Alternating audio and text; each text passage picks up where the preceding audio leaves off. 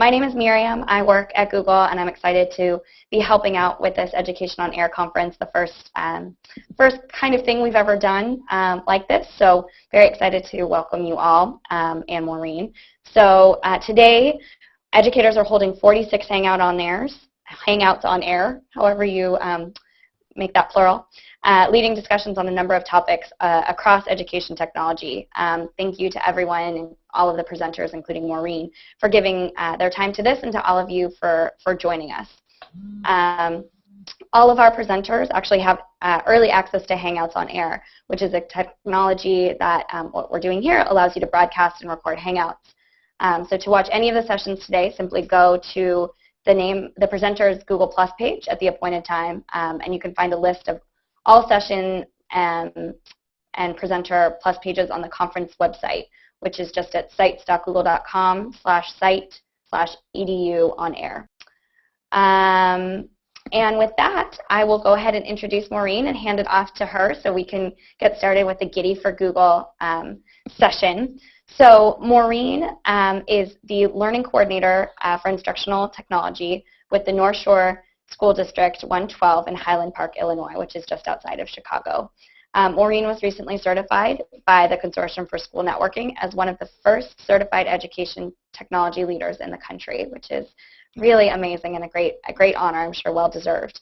Maureen has been working with students and staff on Google Apps for Education for 3 years. Her district has been using Gmail, Docs, Forms, spreadsheets, and calendars on a daily basis since then. What Maureen loves about being a district that uses apps for education is that so many people are part of the Google community and always willing to share ideas, help one another out. Another feature Maureen loves about Google is that they are always evolving. It's fun, sometimes challenging, to figure out and discover features that are new. And I'll say the same is true for me, having worked here for 6 years, so that's nothing new. In today's Hangout, Maureen's going to be sharing some of the features of each Google product that she and her staff have found most helpful for working and learning in the 21st century. Please share your questions and comments throughout the session. We'd really like to make sure that this Hangout is conversational in nature, not a lecture. So with that, I'll pass it over to Maureen. Enjoy, and thanks so much for joining. Thank you, Miriam. I appreciate that intro. So just to start with just a little bit about our school district, North Shore School District 112 is in Highland Park, Illinois. It's a little bit north of Chicago, Illinois. We are a pre-K-8 district, and that's 3 middle schools, 8 elementary schools, 1 preschool, and then the district offices.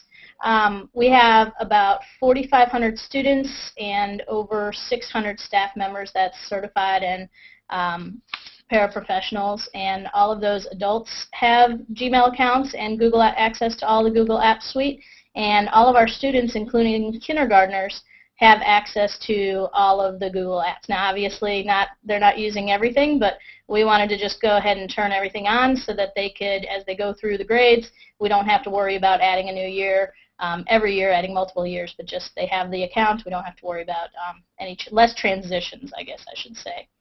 I wanted to start with just how we got started with Gmail.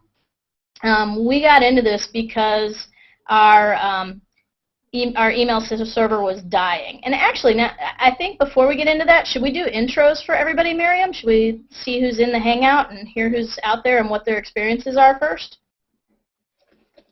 Okay, so why don't we start on the left with Charlene. I'm gonna click on you.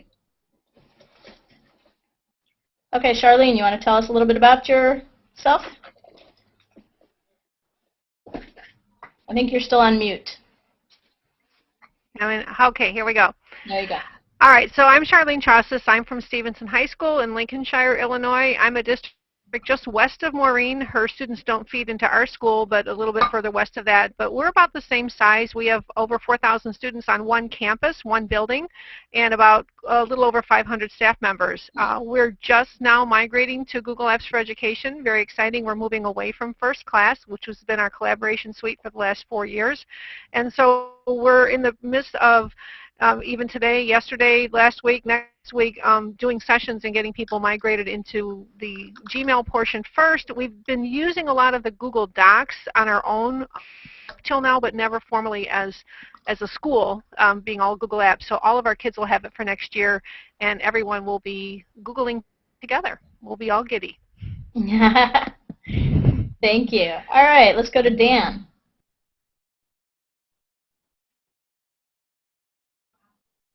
I think you may still be muted, Dan.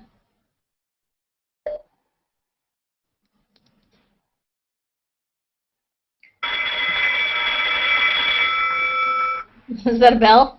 That was a bell. Okay, I still don't hear Dan. I'm going to go to Emily. Emily, are you there?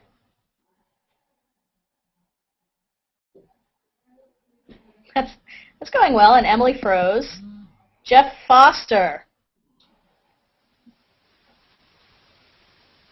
And to Jill. Hi there, can you hear me? I can hear you. All right, fabulous. My name's Jill Moraldo. I'm the Director of 21st Century Skills. A little down the road there from Maureen. We're in Deerfield, Illinois, K-8 district, and we are just getting started piloting Google Apps for Education with our students, kindergarten through 8th grade. I'm very excited about it. The pilot's going well so far. Great. And Julie? Hi. Can you? Oh, you can hear me. It looks like you can hear me, right? Okay. You heard my bell. It's now 7th period. Excellent. I'm Julie Diana, the head of Libraries and Instructional Technology at the Agnes Irwin School. We're about 700 girls, pre-K through 12. We're going to roll out Google Apps for Education, focusing on the high school next year. We're kind of going bring your own device, and that'll help us to get that done. And it'll be sort of a soft rollout for other people. They can use it as they wish to collaborate on different projects. Okay, thanks. Stephanie? Hi, I'm Stephanie Cardella. I'm a learning coordinator here at North Shore School District 112. I have the privilege of working with Maureen, and so I'm one of our additional learning coordinators here. Okay, and William? Hello. Oh, I think, can you hear me now? Yeah, we got you. Okay. I work here in Columbus, Ohio. And I'm getting some feedback, so I'm just going to keep talking and try to ignore the feedback. It sounds fine on our end. Okay. What I do is travel around the central Ohio area and try to work with bringing technology and curriculum together in private public schools in the central Ohio area. So I deal a lot with schools who are trying to think about moving to Google. So I'm always interested in people's opinion on how you roll it out. So that's why I'm excited to be here today, and I appreciate your time. Great.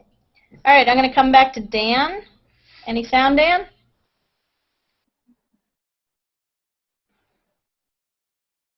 Nope, no luck there. And Emily? No, don't hear you. It's okay. Dan and Emily, since we can't hear you, if you guys want to add anything, make sure you utilize the stream below the live feed or the chat box on the top left of your screen, okay? All right, so I'm going to jump into how we got started. So it started with a few years ago, our email server was about to die, and we evaluated a couple of different products. There was a Yahoo product at the time. I think it may still be around, Zoho maybe. And then Google and First Class was the other one we looked at. And we went down to Maine Township High School, which is one of the showcase schools, I think they call it, for Google Apps. And Hank Thiele was the person in charge, who still is in charge. And he really did a good job on impressing us with Google, and knowing that we were just going into this for an email program. So we started with Google Email, and we did it in 3 waves. We just kind of had everybody set up a workaround email system that pulled their district mail into a personal Gmail account. And then everybody loved it, mostly because of the storage piece to it. We weren't even looking at the other pieces of the Google Apps suite. We were solely using it for Gmail, and the storage is what thrilled everybody. The teachers that were in the pilot 1, just everybody else wanted to keep getting in, so we just added more and more, and we ended up with 3 waves, which wasn't really what we were anticipating in the first year, but we kind of rolled with it. And then in year 2, we went with everybody being on Google. And then teachers, as they started using Google for Gmail and a little bit of the docs, they wanted to add their students because they saw the value in it. So it was really our teachers that drove the piece of adding the student accounts. And then I I think it was really last year, year 3, we were really all in with the entire Google Apps suite, from Docs, Calendar, presentations, spreadsheets. The later ones that came in were forms and surveys and sites. And now we pretty much utilize all the main components of Google. And last year with our technology refresh, we didn't install Microsoft Office products on any of our new machines. So that was one of our cost-saving factors in going to Google. So any questions on that little bit right off the bat, or any comments from the group? Maureen, I'll just add a comment in if I can. Cool. Of course. We are moving away from first class. I know you said you looked at first class. That's one of the biggest things I think that has been a benefit to the positive move towards the Google is going from, we were limited to 400 megabytes of storage in our email accounts, and some people are digital pack rats like me, and is always finding I've got to archive this out of first class, I've got a way to delete because I don't have enough space or whatever. So just having this ability to have that space in Google is tremendous. That's a very good tremendous point. thing. Very good point. Thank you. Anyone else want to add anything regarding just the general overview? Okay. The way I kind of wanted to go through the session is just go piece by piece of each of the apps and talk about features that my staff has most enjoyed. Because as was mentioned in the intro, the features for Google keep evolving. So we were using it in a very rudimentary way to begin with. Email and Docs was about it, and then we started to play around, and teachers had more time, and we had more succinct trainings so that people could start exploring other options. So I'm going to start with Gmail, and one of the things that we like most about Gmail are filtering abilities, labels, nesting folders, archiving, and searching. And running the risk of what could possibly be in my inbox at any given time, I'm actually going to pop out to that and do a screen share so that you can see some of those. But before I go to email, is there anything specifically that the group wants to explore? And Miriam, I'll give you a second in case there's anything in the stream. So far nothing, no comments or questions, so. Okay. So, let's see where we are.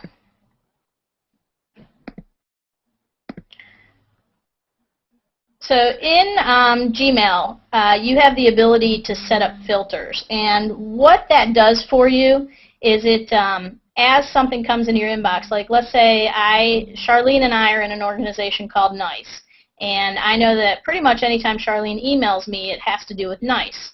So I set up a folder called NICE, and I set the filter so that anything from Charlene goes automatically into that. So the labeling piece is kind of handled on the front end. So I'm going to pop you out to my Docs right now, my email right now, and show you what that might look like. And again, I'm very frightened for what might be coming up here. All right, so is my screen loading? Do you guys all see that? No, I see you. You see me. Okay.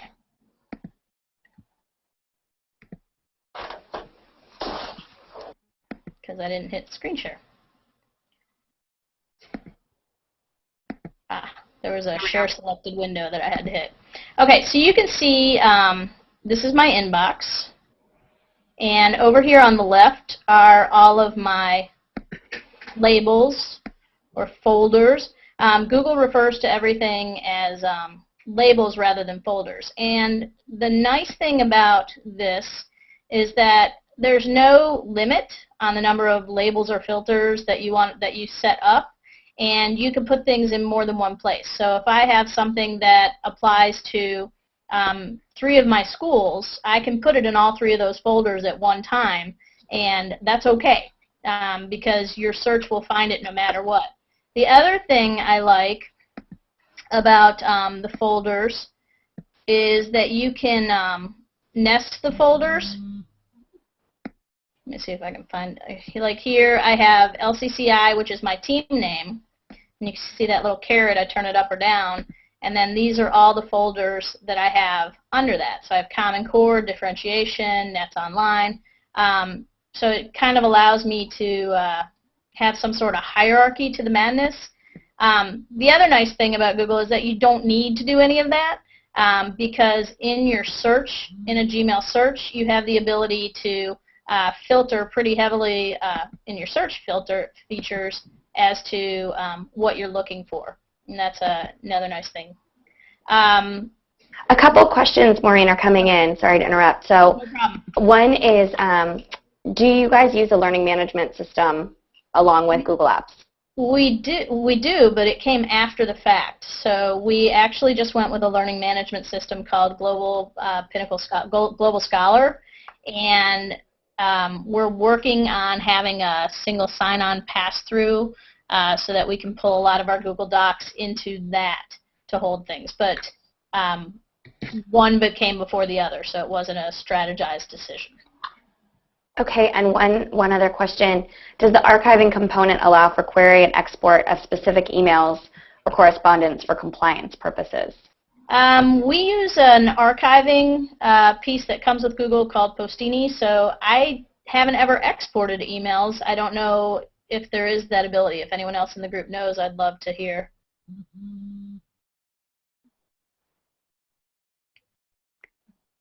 I'm not actually sure of the answer either, but under, if you just do a quick Google search for Postini, you should be able to find some of the specific capabilities of that service too. Okay. Would you guys like me to take you through the process of setting up a filter? Any yeses or nos there? I'll do it anyway. For instance, I always have calendar reminders. This isn't necessarily anything I need to clutter up my inbox. So what I can do is just under More, filter messages like these, and then anything that comes in as calendar notification, I can create a filter for it. I can have things skip the inbox, have things mark it as read, choose what label goes with it, forward it, lots of options there. So creating filters is an easy way to manage what's in your inbox. And then you notice that I can also apply it to past conversations. So if I just start a filter, it'll allow me to go back to that. I'm going to take a pause. Any questions there?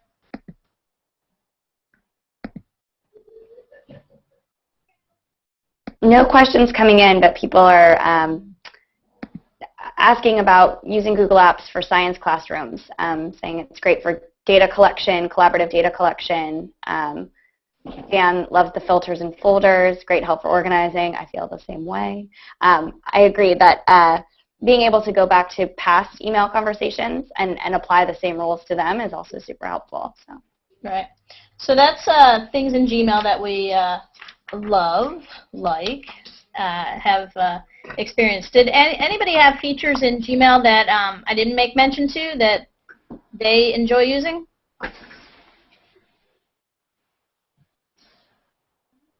Charlene says the archive feature. Yeah, the archive feature I think is really great because you can, maybe you don't really need to put a label on something or put it into a folder, but you just want to keep your inbox tidy. You can just archive messages after you've read them. Just click the little archive button, and then those messages get filed into what's called your all mail. So wherever your all mail is, you can always find them when you do the searching.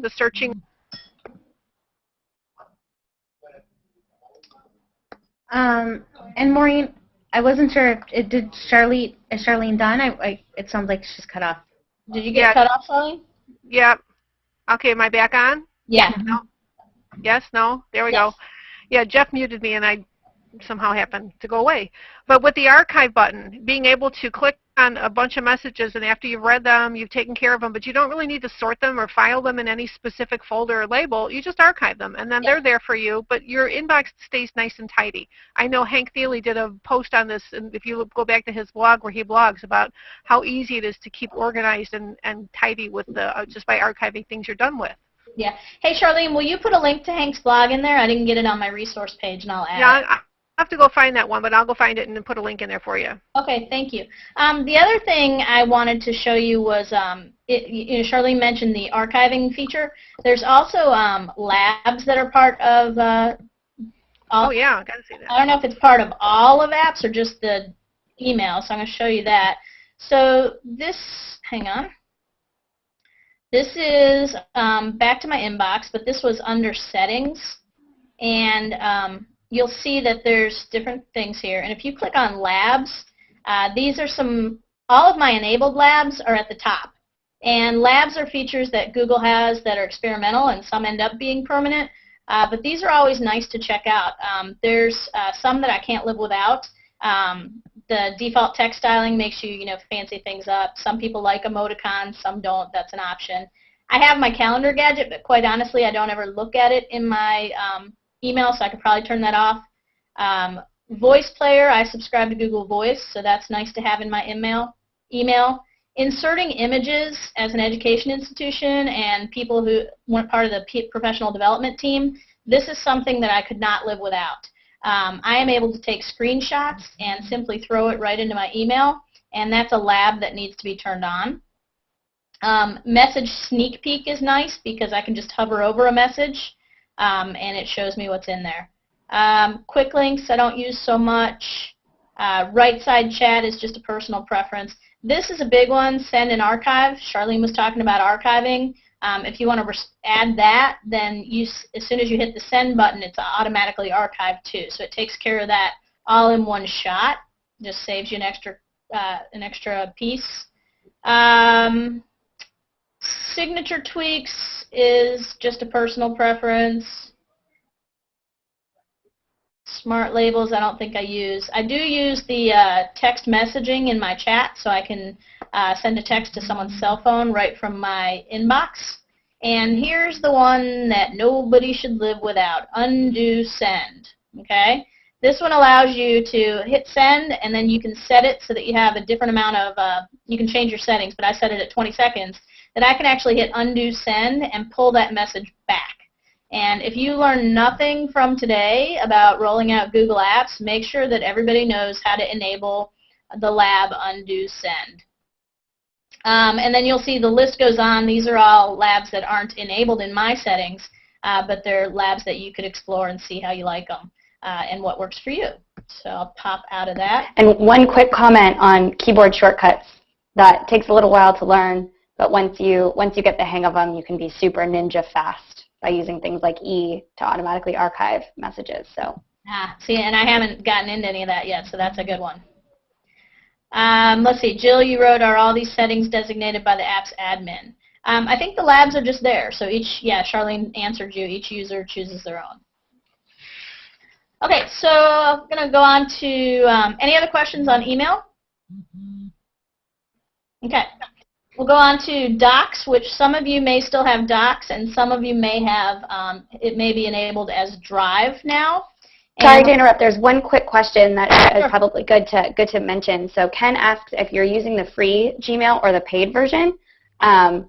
So maybe we want to specify that Google Apps for Education, which Maureen is showing us, is free for all education institutions.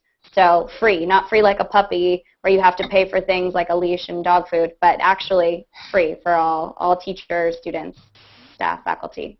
Okay, so Dan answered the enable and disable. You can do that in the admin profile. So we enable labs in our domain.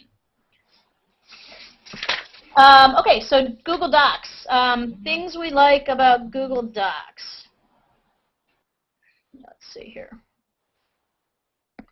Google Docs, that's not the screen I want to go to.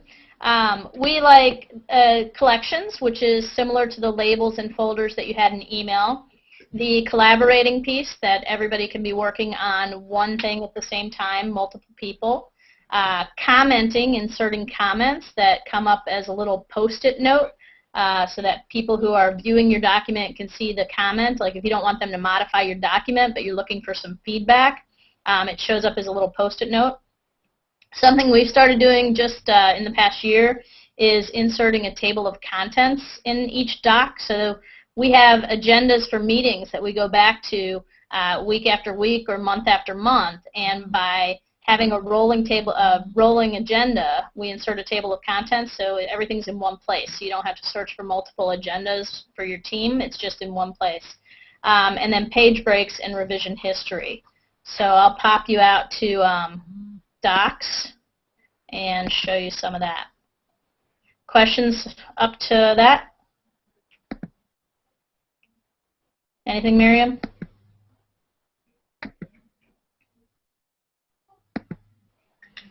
Okay, so I'm going to pop out to my Docs, and you'll see it looks kind of similar as far as the setup on the left in terms of how folders are set up. And you see that there's just a gazillion different docs there. But if I go to my drive, you see each of the folders here is my collection. Each of those folders is considered a collection. And within those, you sort things. And then the nice piece is that with each collection, you have options within that collection. So whatever privileges you set for sharing a document, sharing a collection, everything within that folder has the same privileges. So if you wanted to share some things but not others, I would recommend making 2 separate collections for those. So in Google Docs, it's just like the Microsoft Office suite. You have documents, presentations, spreadsheets, forms, drawings, and then actually it's called a folder there. It didn't say collection. I don't know why. That's new, the graphing calculator. I haven't seen that before. You can start your documents from scratch, or you can start them from the template gallery, and your organization could even create templates of their own. So there's lots of options. Let me see if I can pop out to a... One quick question, Maureen. Are you worried at all about the change from Docs to Drive, and now users are able to upload possible copyrighted materials like movies or music? I have not given that much thought since Drive just got turned on for us last week. But, I mean, it's, you know, actually my AUP is right there. So as far as acceptable use policies, you know, same rules would apply, is the way I would see it. So I haven't given it much thought or worry. Is that okay? All right, so I'll take you to one of our rolling agendas. Trying to think of a good one. All right, so here is my social studies team. And you'll see this area right here is actually a box with a circle. You see that? And each of these is a link that will take me to a different spot in that agenda. So if I want to go back to October's notes, that's how I would get there. And what that does, I'll show you how you create that. You just go to the point on your document. It's kind of like a wiki. If you've ever set up a table of contents in a wiki, it's basically the same thing. You just say insert and table of contents, and then it shows up as a little box. And what it's grabbing is anything that is set as a heading over here instead of as normal text. And you can change your headings so that they're different sizes, so that things could indent like a normal table of contents with numbers and letters and Roman numerals and all that business. We just keep it a standard heading 5 for our dates and go from there. So that's an example of that. Forms, well, I'll stick with docs. So questions on docs?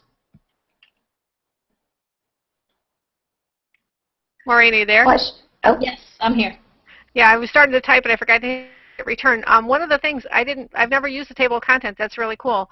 But I have, if I have a folder collection that has a couple of PDFs in it and maybe an agenda, and so part of my agenda I want to say reference this PDF, there used to be a way that you could insert a link to one of your other Google Docs, but that doesn't seem to show up. You only get websites or URLs or bookmarks.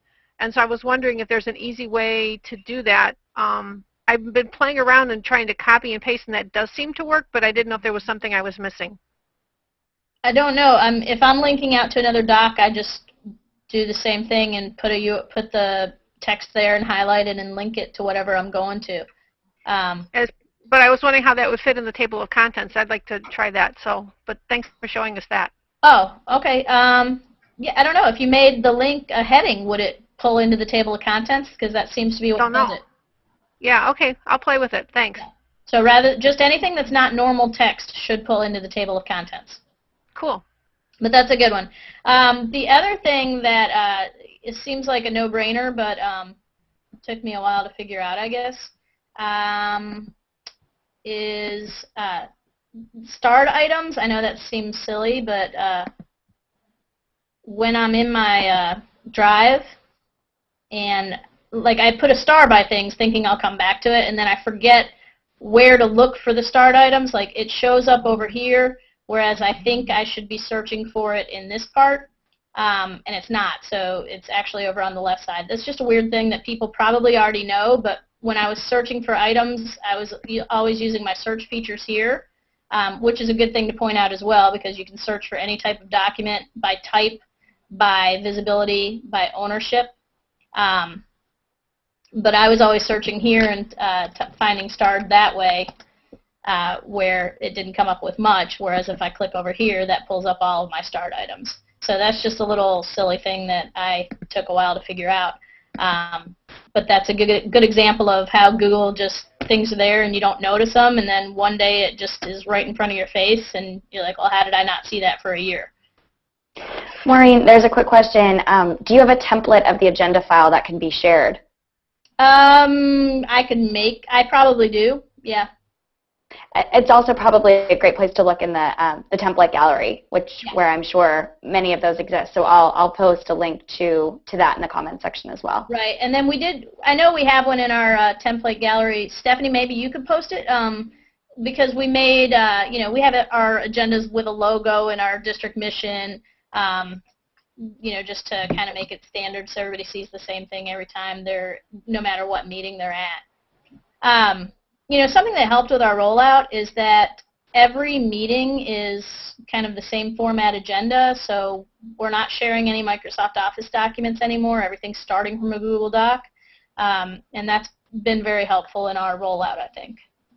So I didn't demonstrate commenting. Does anyone need to see how to do revision history or commenting? Because those are great features if you don't know about them.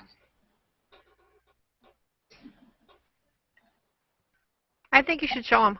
Okay. Emily made a good point. There's something to keep in mind. If you upload something, the format can be altered. That's very good to keep in mind. If you want something to keep its format, you should make it a PDF and then upload it. If you just want to convert something to Google, it gives you that option. And then anything that's already in the Google format does not count towards your storage. And that's a key piece to keep in mind. If you upload something and want it to maintain its Microsoft Word format or its PDF format, that's going to count against your storage. But if you convert things to Google, it does not count against your storage. So that's nice to know. I'm going to go into a document and show you revision history. So I'll go back out to my social studies document. And this is great for adults and students. You go under File and see Revision History. And this is a feature that holds true in both docs and spreadsheets and presentations. So you can see who the people were that last were in your document and what changes they made. And if by chance someone deleted every single thing that you worked for 12 hours on, you can restore to that version. This is an excellent feature to keep in mind both with adults and children because everybody is guilty of deleting something accidentally. You select all and you forget about it and off it goes. So revision history is key. That also kind of gives you an idea if students are collaborating on a project, who's doing the load of the work, because you can see when they're doing the work and how often they're in there in the document making the edits. The other quick thing I'll show you is comments. So if you wanted to insert a comment, you just click on comments. And in it goes. Oh, that didn't work. It should be this way. That was better. I don't know why it came up different. But this is, the way I did it the second time is the way I like to add comments. So over here, it just pops up on the left-hand side. You see the yellow, that shows where I made the comment. So if a teacher's grading a paper and they see that there's a spelling error here, they can say insert, comment, and check spelling, or something else, or elaborate more. And then once the student resolves it, they can fix the spelling, click resolve, and that goes away. And our teachers are probably using the comment piece more than our, our teachers with students are probably using the comment piece more than we use that as a district as far as peer-to-peer collaboration with adults. We typically just type in a live document and go from there. Any questions on docs?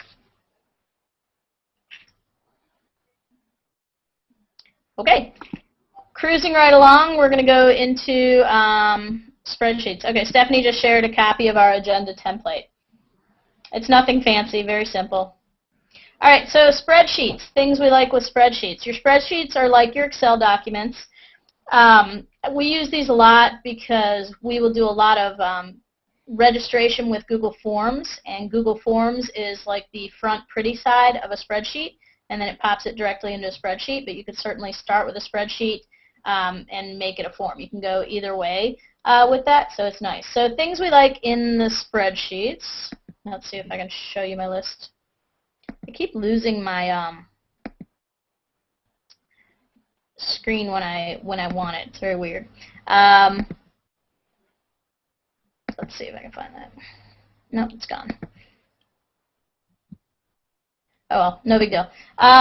So hiding tabs, conditional formatting, freezing rows and columns, sorting data, data validation, notifications, revision history, and merging cells. I'm not going to be able to pop out and show you exact examples because it's hard to say which of my spreadsheets have any of these given features in them. But I think what I can do is start a new spreadsheet and show you how to do it that way with some of those features. So I'm going to go back into this doc and start a new spreadsheet.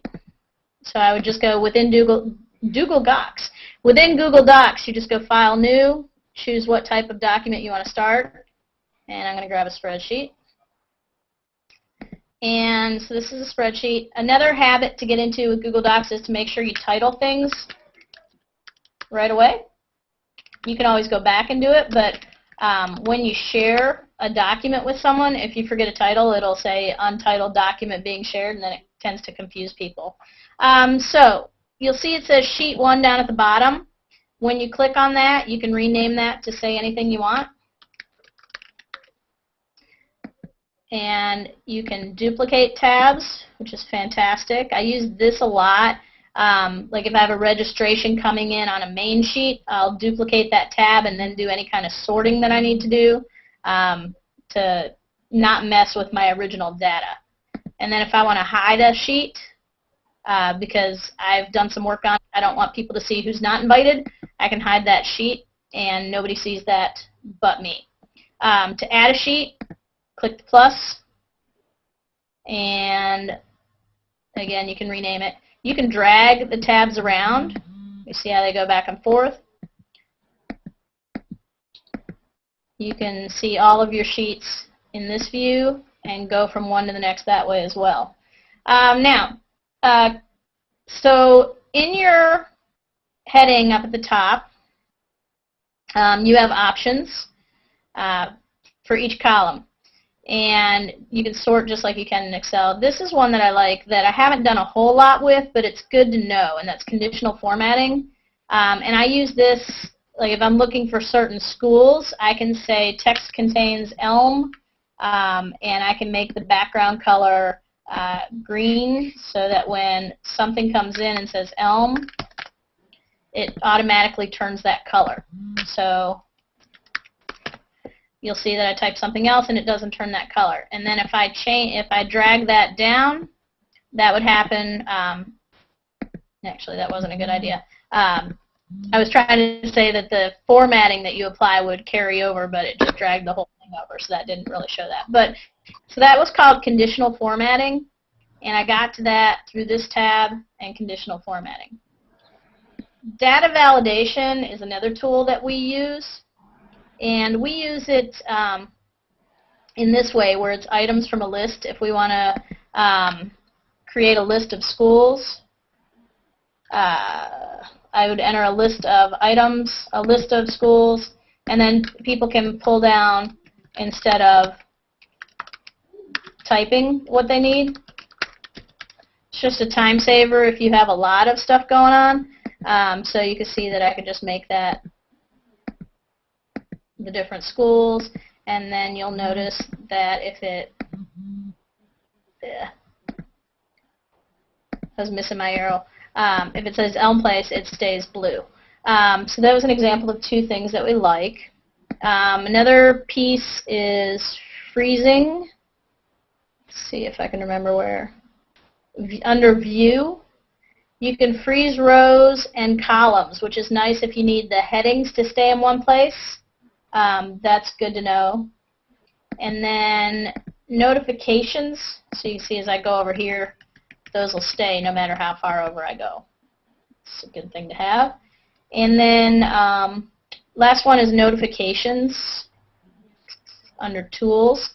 And I use notifications if I have a form that people are submitting and I want to know that new people have joined something. That helps me, so I'll set a daily digest or an email right away depending on what it is I want. And I can set this up as any changes are made or a user submits a form. So if I have a spreadsheet that I don't want people in and making a bunch of changes to, I can set those notifications so that I know what's going on.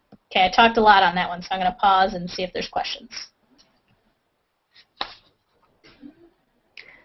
So far, no questions coming in on the stream, but William was asking about presenting. He has to present about Google Docs, he called it, to a new group. What is the best resource to give them to provide a big picture of the tools? Dan commented that the Google Docs for Education videos online are a great tool and resource to use for existing training, but do you have other things that you would recommend? Yeah, I'm going to show you, I'm going to share my presentation that I just put together kind of like as my notes page, and I have some a resource page at the end that will take you out to the Google Apps for Education Training Center is probably the best place to get everything. And here, I'll screen share that so you can see what I'm talking about. The Training Center is a fantastic resource, absolutely. And if you guys aren't familiar yet with the Guide to Going Google, too, there's also a large training section available there. And I'll make sure both of those links are included in both the comment stream and in the chat window. Okay, so this one, the Google EDU training, takes you through each piece and gets you into very detailed objectives and instructions. So that would be my recommendation, and the one that Miriam just mentioned. Okay, so that was Docs. I was going to go on to, should we do a Who Wants What, Forms, Calendar, or Sites? Where do you want to go next? Sites. Okay, so Google Sites we are not using as much. We use it a lot for our setting up our training days, like Institute Day or Tech Academy. We will build a site, and the nice thing about Google Sites is that you can embed any other Google items in it.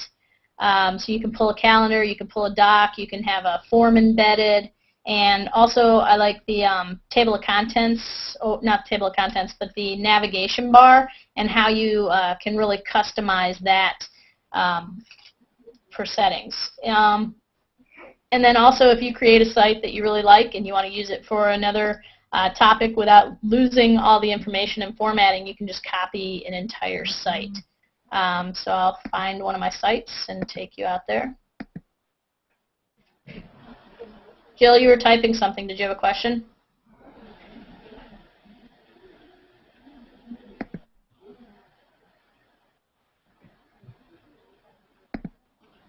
She just said we encourage teachers whose classes don't have email to create a site so information and docs can be shared more easily. Absolutely. And we had already been blogging with our teachers using EduBlogs was one of the blogs that we used for the most part before Google Sites came on board. But any teachers who didn't have an online presence, either through a blog or a wiki, we encouraged them to start a Google site for their classrooms. And now we even have teachers who we would encourage to use Blogger because that became part of the Apps EDU suite as well.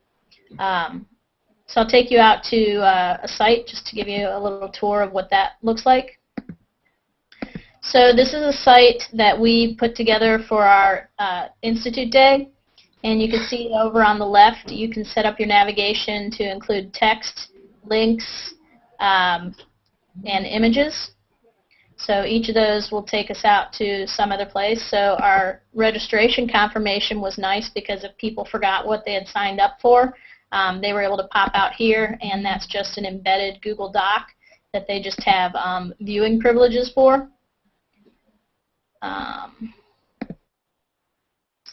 And then let's see what else over here.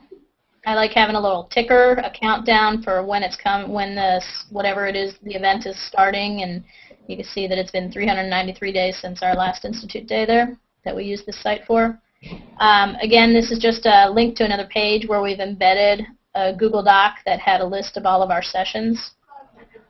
And then teachers could get their CPDU form if they needed it. We just embedded that right there. Well, thank you.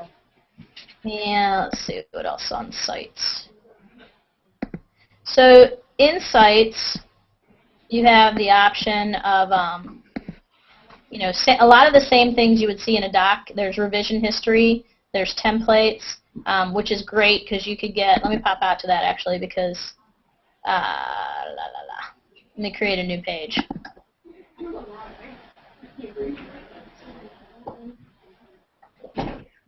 Oh, I just edited instead, hang on. There's new page.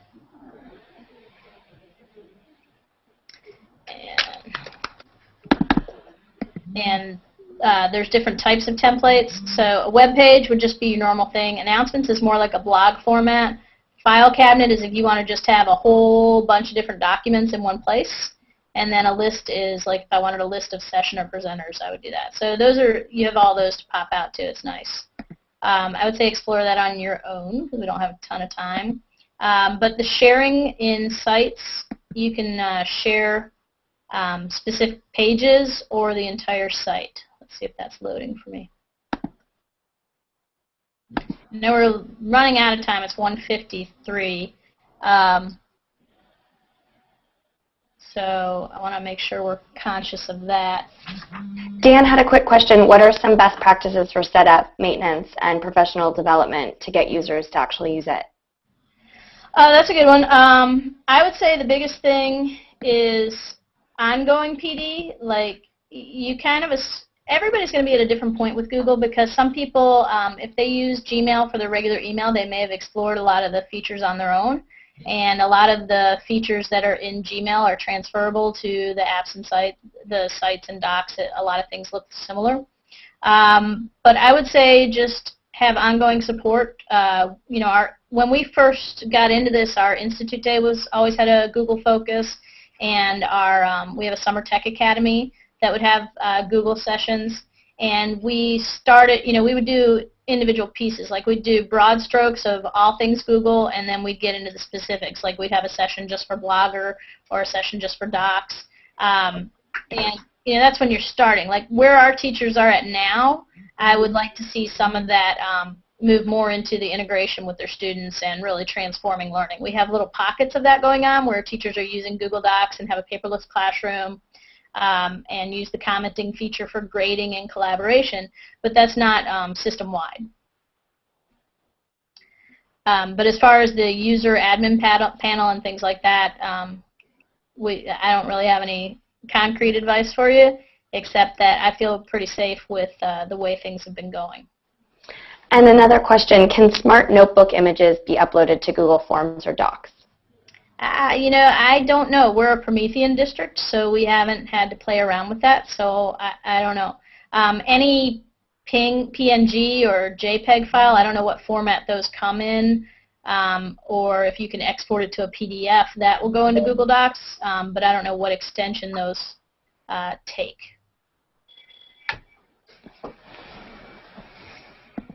Make sense? Okay, the only one I didn't get to was forms. Oh, and calendar I didn't get to either. But with the forms, we use this a lot for data collection, for registration for workshops, interest in attending conferences, and things we like about the forms are that you can set it to auto. Oh, we use it for our evaluations of workshops at the end of an institute day as well. And some of the things we like is that you can automatically collect a username. So if someone, you know, sometimes people will mistype an email address, so that saves that from happening. And it also allows you to do some quick sorting once the information is in your spreadsheet. Because a form, as I said before, is just the pretty side of a spreadsheet. So it's the front end, the user interface. And then also that you can get notifications when a form is submitted. And then calendars is the last big piece, and just know that you can, actually I'll pop out to my calendar, you can have as many calendars as you want in one place, and you can really manage your life very easily with Google Calendars. You'll see over here are my calendars, and I can turn them on or off, or I can display only one calendar to clean things up. I want to remember everybody's birthday. There they are, okay? And then you can turn on as many of the calendars as you want, which is a nice feature. And then also the ability to change the colors of the calendars and even specific events. Once you get in there, you can take it from the main event color to something different if you want it to stand out.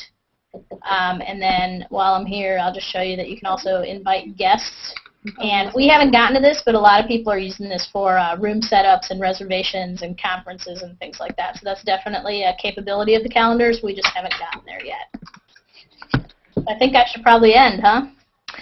So one quick thing, Smart Notebook files can be uploaded to Docs and Sites, Debbie says, so I guess she has some experience with that.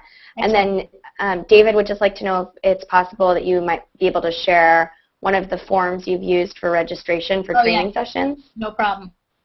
Great. And then again, you should be able to find other ones outside of Maureen's and the ones that they've created on the resource or in the template section of Docs.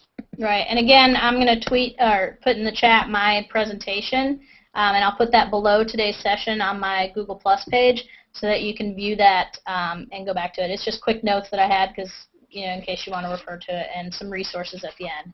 So thank you, everybody, for your time. I really enjoyed it. I love talking about Google. Thank you all so much for joining, and Maureen, special thanks to you for sharing with us. Okay. Thanks, everyone. Bye-bye.